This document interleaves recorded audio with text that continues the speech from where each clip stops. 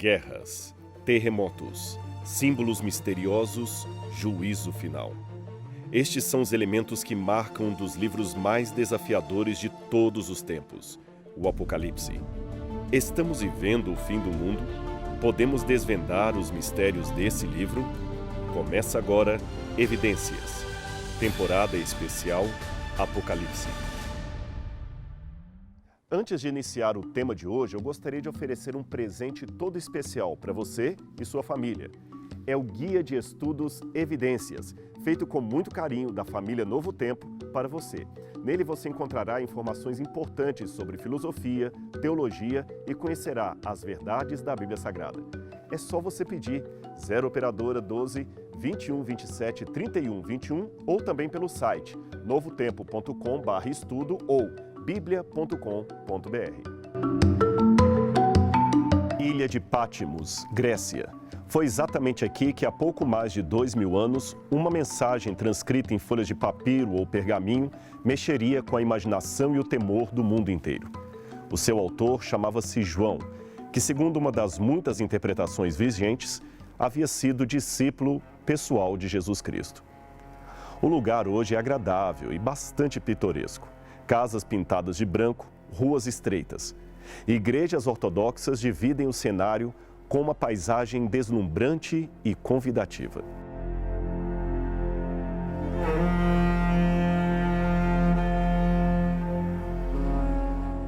Tudo isso, porém, é bem diferente do cenário antigo, quando o livro do Apocalipse foi escrito. E, para isto, nós precisamos retroceder na história e conhecer o contexto que antecedeu os dias de João na ilha de Patmos. Corria o dia 13 de setembro de 81 d.C.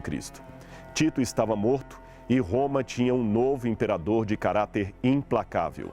Ele era o irmão mais novo de Tito e o seu nome era Titus Flavius Domicianus, mais conhecido por Domiciano.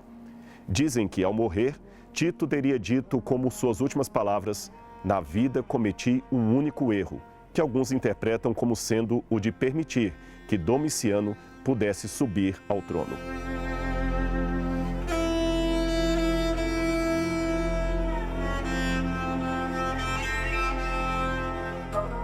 De fato, o que podemos recolher da biografia desse indivíduo revela um sujeito movido pela ambição, a ambição do poder e possuidor de um caráter duvidoso. No dia seguinte, foi a vez do exército reconhecer o poder de Domiciano.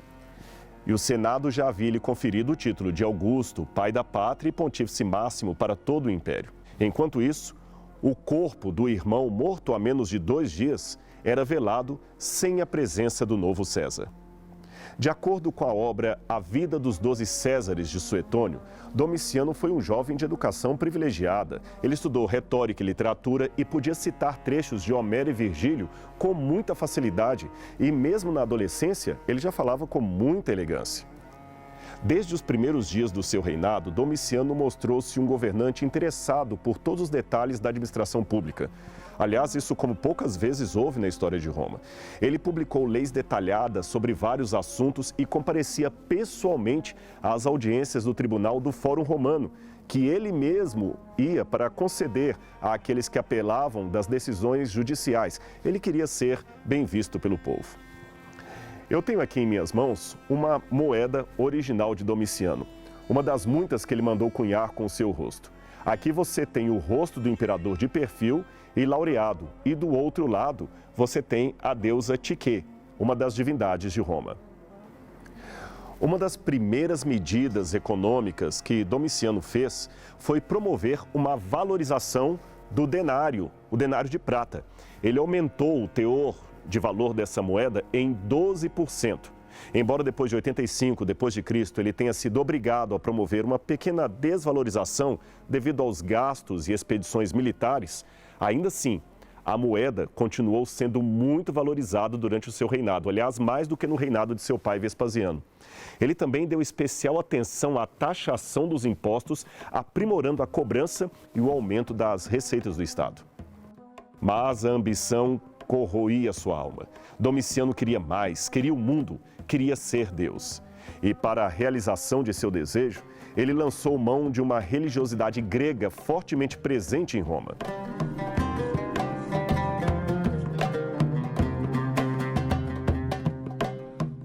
Como se deu isso? Bem, para explicar esse ponto, eu preciso regressar no tempo bem antes de Domiciano. Afinal de contas, essa ideia de querer ser Deus não nasceu num vácuo no coração do imperador, não.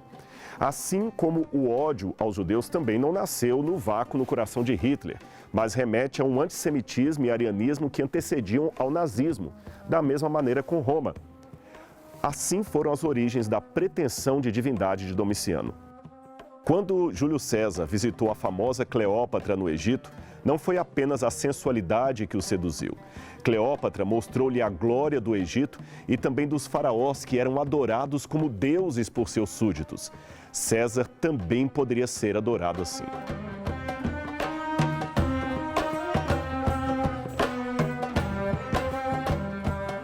A própria Cleópatra, aquela que era Ptolomaida, sob o título de Cleópatra Thea, isto é, Cleópatra deusa, já era divinizada. E isto fascinou Júlio César. Um autor cristão do segundo século de nossa era, chamado Tertuliano, conta-nos como era o costume romano de receber generais de guerra após suas conquistas. Era muito importante a recepção de um general e seu exército quando voltavam para casa.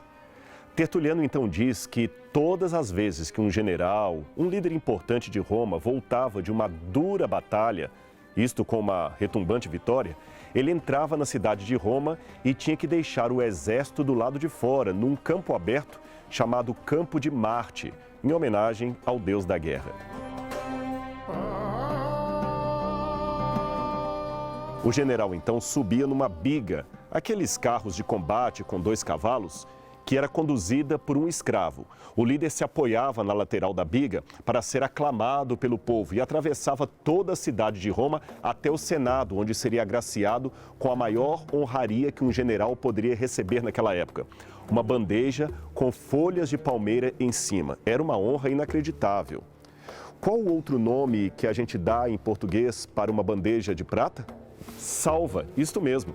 Então o general ia receber no Senado uma salva de palmas. E com o tempo, a expressão salva de palmas foi substituída por aplauso, dado que nossas mãos parecem mesmo com folhas de palmeira.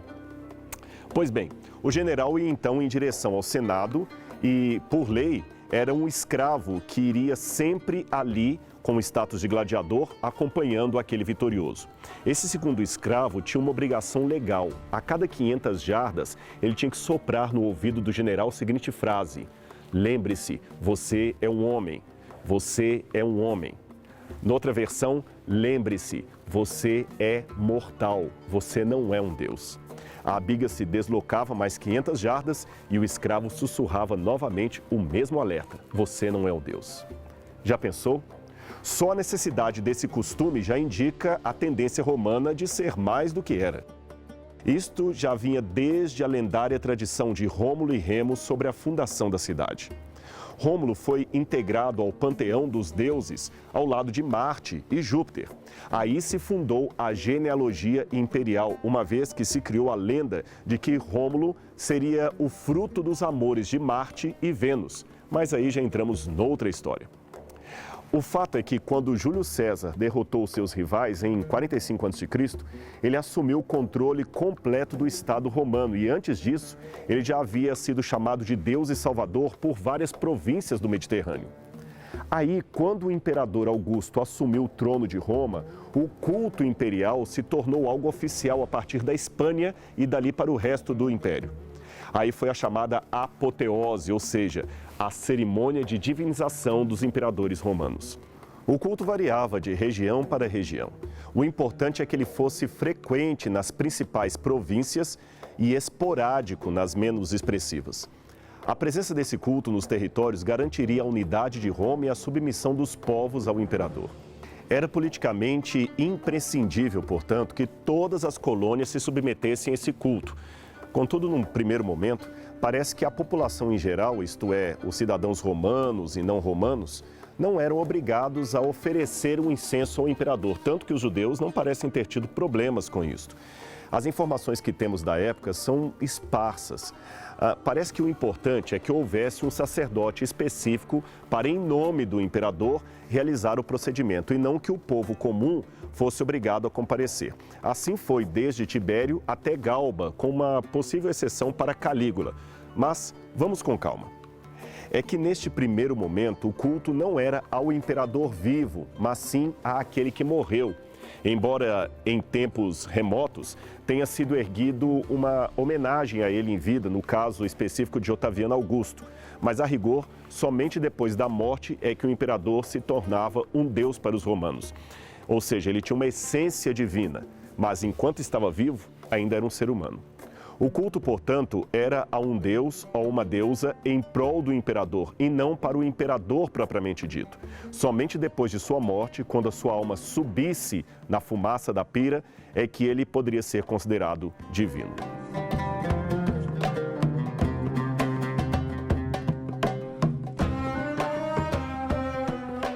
Talvez foi assim que os judeus conseguiram driblar a ordem sem peso de consciência.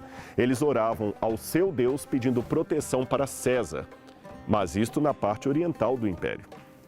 No ocidente, a coisa era um pouco diferente.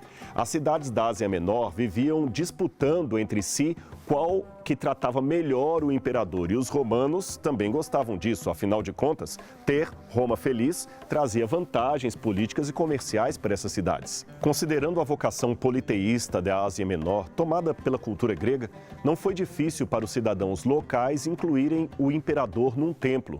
Não como alguém pelo qual orariam, mas alguém ao qual adorariam.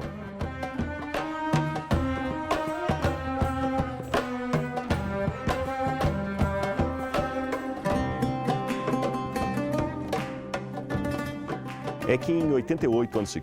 houve a desastrosa revolta dos Mitraites contra os romanos e que resultou num saldo de muitos gregos e italianos mortos, e tudo por causa de impostos. Aí agora, eles já não queriam mais arriscar. Por isso, exageraram na obediência ao culto imperial. Em resumo, na parte oriental do império, o culto era em prol do imperador. E na Ásia Menor era um culto a ele, como se ele mesmo fosse um deus. Eu vou mostrar para você no mapa o local onde tudo isso aconteceu. É aqui, olha, a Ásia Menor. Boa parte do que você vê hoje aqui faz parte da atual Turquia, mas no passado era a Grécia. Aqui você tem as ilhas e justamente aqui você tem a cidade de Éfeso, que vai ter um papel fundamental em tudo isso. Bem aqui no mapa. Roma, a Roma propriamente dito, não exigia tal devoção, mas as cidades gregas da Ásia Menor assim o faziam, de modo que nessa região do mundo o imperador era um deus ao lado de Zeus, Dioniso, Atena, Poseidon e outros deuses gregos. E isto chamou a atenção de Domiciano assim que este assumiu o poder. Só para você ter uma noção, nessa época, pelo menos 35 cidades da Ásia Menor já tinham o título honorífico de Neócoros, isto é, guardiães dos templos dos deuses ou dos divinos Césares. Em 29 a.C., o Conselho Regional da Ásia se reuniu neste local, em Pérgamo, para oficializar o culto divino ao imperador.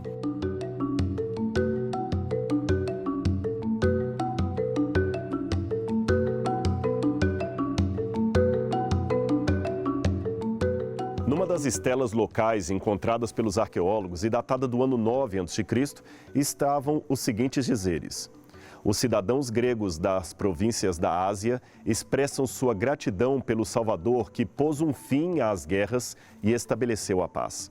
Eles estavam falando de Augusto César, que exerceu em muito o papel de um imperador meramente humano.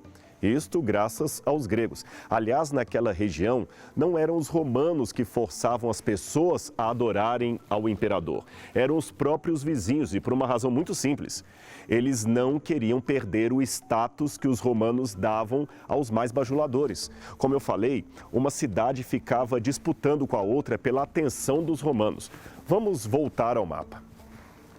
Eu gostaria de mostrar para vocês aqui nessa parte marcada que eu já mostrei anteriormente, ficava a cidade de Éfeso.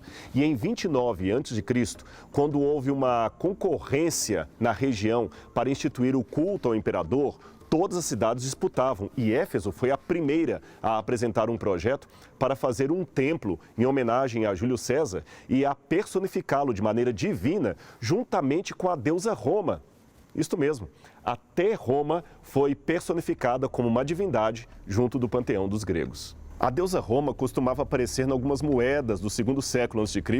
como uma donzela, às vezes até usando um capacete. Assim, os efésios, muito espertos, construíram um templo para Júlio César e outro para a deusa Roma, pertinho dos prédios administrativos da cidade. Aqui estão as ruínas de Éfeso, onde os templos foram construídos mais tarde. O espaço para o culto ao imperador ficava aqui, próximo ao culto a Ártemis, ou Diana dos Efésios, como diz o livro de Atos, capítulo 19, verso 34. Ela era a deusa local e tudo localizado perto do centro administrativo.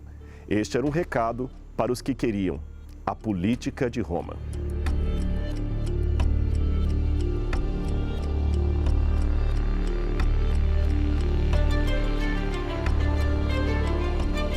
Mas, e não é que deu certo? O vínculo entre o imperador e a deusa local de Éfeso, a deusa Ártemis, mostrou uma cooperação ao imperador divinizado e os efésios ganharam o título de administradores centrais do templo imperial, ou seja, a capital administrativa de todos os guardiães dos templos em adoração ao imperador. Eu quero mostrar para vocês uma réplica de uma estátua dessa deusa Diana que eu mencionei, ou Artemísia, a deusa Diana dos Efésios, aquela que causou tantos problemas ao apóstolo Paulo. Ela é retratada às vezes como uma caçadora e às vezes nesse formato aqui de deusa mãe. Note que ela tem aqui vários seios, alguns pensam que seriam na verdade vários ovos, nós não sabemos com certeza. E ela é vestida como se fosse uma matrona romana e era cultuada como a padroeira, a principal divindade de toda a cidade de Éfeso. E o seu culto estava bem vinculado ao culto de adoração ao imperador Domiciano. Agora, uma coisa interessante e que mostra como Roma elevou Éfeso por causa desta relação com o culto imperial é que o imperador Otaviano Augusto fez de Diana e seu culto se tornarem parte do culto imperial da família imperial. Tanto é que o feriado da deusa Diana, que seria 13 de agosto, se tornou oficial em toda a Itália. Esta era uma classificação incomum para um culto originário da província da Ásia Menor. Na época em que Domiciano assumiu o poder, Éfeso estava, segundo algumas fontes, como sendo o maior centro cosmopolita de cultura, perdendo apenas para a cidade de Roma. E eles continuavam, é claro, bajulando os romanos para ter mais sucesso. Tanto que nestas casas de ricos, localizadas na parte nobre da cidade, os arqueólogos encontraram uma inscrição que dizia: Roma, rainha de todos, o seu poder nunca terá fim. E a ideia de que Roma seria eterna não era tão rara, não. Até o historiador judeu Flávio Josefo, que foi contemporâneo de João, cria, de acordo com o que temos de sua obra, que Roma veio para ficar, veio para perdurar. Segundo o autor, Roma veio por ordem de Deus. Já pensou? Domiciano, vendo todo esse cenário, confirmou os privilégios da cidade de Éfeso e aproveitou a sua vontade política e localização estratégica para fazer dela o centro de adoração ao imperador, o centro de adoração a si mesmo. Veja essa inscrição grega. Ao centro, na terceira linha de cima para baixo, é possível ver a palavra Nekoroi Efesion, que quer dizer os guardiães do templo de Éfeso.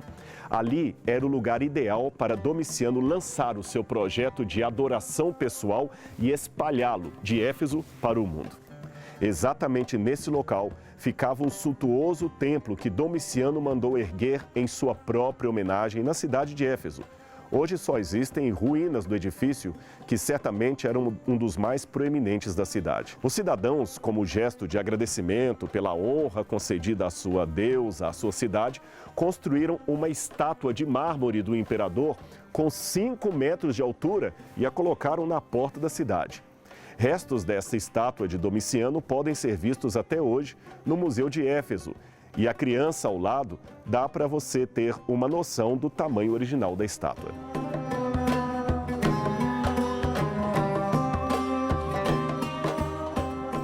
Tudo parecia estar indo muito bem com os planos do imperador de tornar-se um deus em vida. Mas é aí que ele vai enfrentar o problema. É que morava na cidade de Éfeso um velho discípulo de Jesus chamado João. E João vai se opor a esse projeto. Esse João seria o mesmo que reclinara a cabeça no seio de Jesus durante a Santa Ceia e que era conhecido na Bíblia como o discípulo amado. Não temos detalhe de como foi a sua oposição ao imperador, mas ele gerou polêmicas que quase custaram-lhe a vida. E como é que João foi parar na cidade de Éfeso? Se você se lembrar, ao pé da cruz estavam Maria Madalena, Maria, mãe de Jesus, e o discípulo amado. Jesus, com muito amor, disse: Mulher, eis aí teu filho. Filho, eis aí tua mãe. João 19, 26. Por esse texto, entende-se que Jesus estava entregando a sua amada mãe aos cuidados do apóstolo João, também chamado de discípulo amado, que a partir daquela hora a recebeu em sua casa.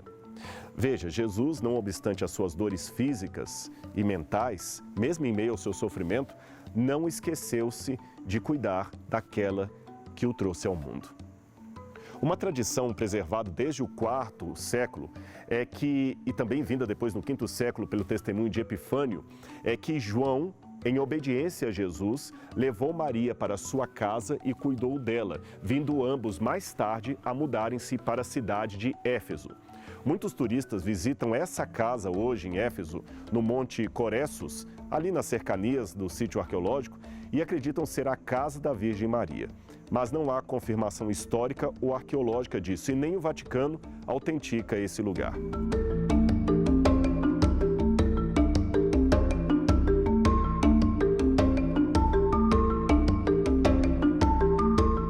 Agora, quanto à presença de João em Éfeso, aí sim nós possuímos traços de tradição muito grandes e antigos, que remontam até o segundo século de nossa era, e contam com vários depoimentos ou testemunhos como de Justino Mártir, Irineu de Lyon, Eusébio de Cesareia e Tertuliano.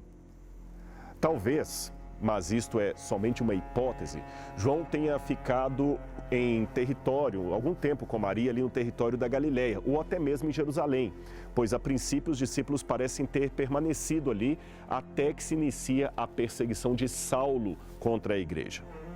No livro de Atos, capítulo 8, verso 14, é dito que os discípulos foram enviados para Samaria e lá ouviram que havia alguns que se converteram a Deus. Então, provavelmente, depois disso, quem sabe devido à intensa perseguição dos discípulos em Jerusalém, é que Maria ou o próprio João teriam deixado a Galileia, talvez para Antioquia, e dali mais tarde para a cidade de Éfeso. É uma hipótese. O silêncio do livro de Atos quanto a este detalhe, visto que Paulo morou algum tempo em Éfeso, talvez faça supor que a ida de João e Maria para lá teria sido depois do ano 64, mais ou menos, quando Paulo já teria morrido.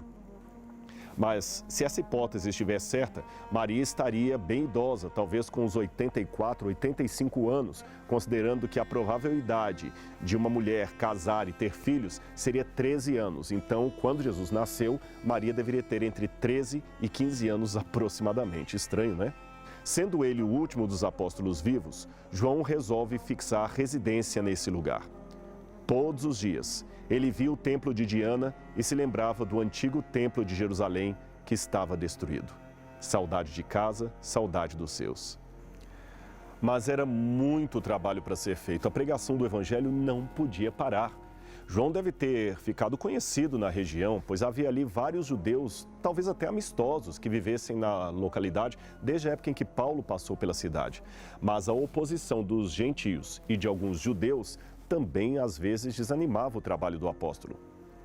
Certamente a comunidade cristã local era pequena em relação às religiões greco-romanas que havia em redor, mas de alguma forma esta pequena comunidade de crentes ameaçou o establishment da idolatria, provocando a ira do imperador. E Domiciano sabia como ser implacável. Em 93 d.C., 7 pessoas foram levadas a julgamento por supostamente insultar o imperador Domiciano. 3 deles foram mortos imediatamente.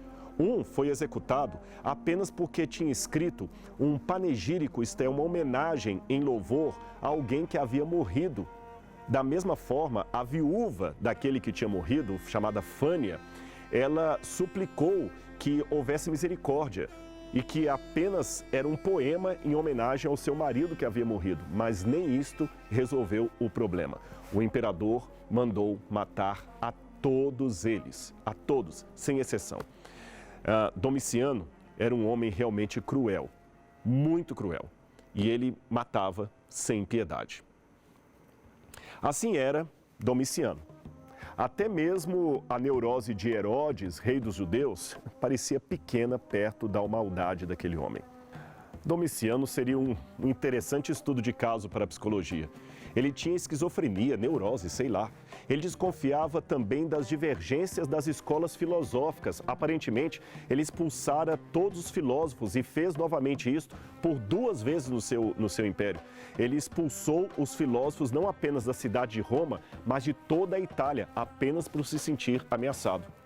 O mais famoso dos filósofos que foi expulso foi Epicleto, que se mudou para Nicópolis, na Grécia, onde ele acabou fazendo uma escola de sucesso e se tornou famoso entre os estoicos.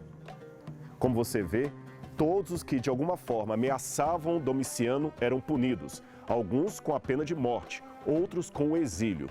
Talvez o que fazia a diferença entre ser morto e ser banido era o momento da ira ou da vingança do imperador. Neste caso, o banimento foi o que ele escolheu para a condenação do apóstolo João. Se bem que, a bem da verdade, existe uma outra tradição recontada por Jerônimo no IV século, segundo a qual João teria sido levado a Roma durante o reinado de Domiciano e atirado vivo num caldeirão de azeite fervente, o qual, miraculosamente, não lhe fez nenhum dano. Uma igreja, San Giovanni à Porta Latina, e o oratório de San Giovanni in Olio foram construídos perto da Porta Latina para marcar a tradição desse local. Como essas tradições não são bíblicas, nós devemos considerá-las apenas como possibilidades históricas, mas nenhum ensino doutrinário ou mesmo de interpretação do Apocalipse pode se firmar nelas. São apenas hipóteses. Agora, menos provável é a afirmação de Vitorino, do IV século, que disse que João fora condenado a trabalhos forçados em pedreiras no norte da ilha. Embora não seja de todo uma impossibilidade, eu devo honestamente afirmar que não existe nenhum indício de minas ou trabalhos forçados na ilha de Patmos. Por que a ilha de Patmos? Como seria a vida de João como prisioneiro naquele lugar? Como pôde ele escrever um livro tão importante naquelas condições? Estas e outras perguntas esperam você no próximo programa Evidências.